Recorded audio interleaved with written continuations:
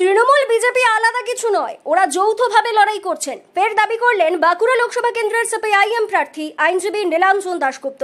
রবিবার তালডাংরার হারমাশরা গ্রাম পঞ্চায়েতের খিচকা, কদমা, রামপুর এলাকায় নির্বাচনী প্রচারের ফাঁকে তিনি কথা বলেন। একই সঙ্গে নীলাঞ্জন দাশগুপ্ত তৃণমূল বিজেপিকে আক্রমণ করে আরও বলেন, ওরা লুটে খাওয়ার দল, আমরা খেটে খাওয়ার দল। এবারের নির্বাচনে মানুষ খেটে খাওয়া দলের সাথেই থাকবেন বলে তিনি যথেষ্ট আশাবাদী বলে জানান।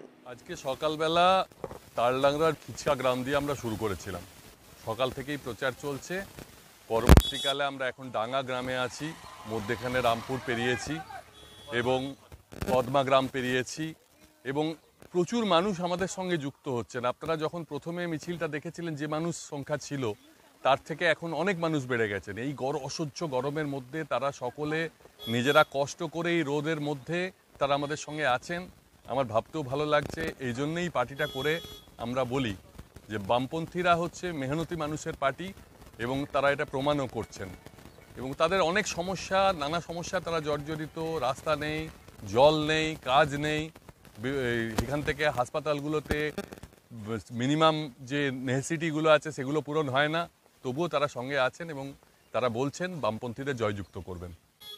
দেখুন, গরম তো একটা প্রতিপক্ষ অবশ্যই, কিন্তু তৃণমূল বিজেপি আলাদা কিছু নয়, ওরা যৌথভাবেই লড়াই করছেন এবং সেই লড়াইয়ে তারা আমাদের প্রবল প্রতিপক্ষী।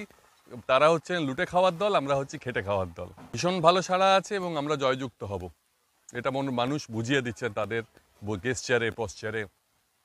এদিন তীব্র তাপপ্রবাহ উপেক্ষা করে পশ্চিম তালডাংরার গ্রামগুলিতে সিপিআইএম প্রার্থী আইনজীবী নীলাঞ্জন দাশগুপ্তের নির্বাচনী প্রচারে দলীয় কর্মী সমর্থকদের পাশাপাশি অসংখ্য মানুষ স্বতঃস্ফূর্তভাবে যোগ দিয়েছিলেন।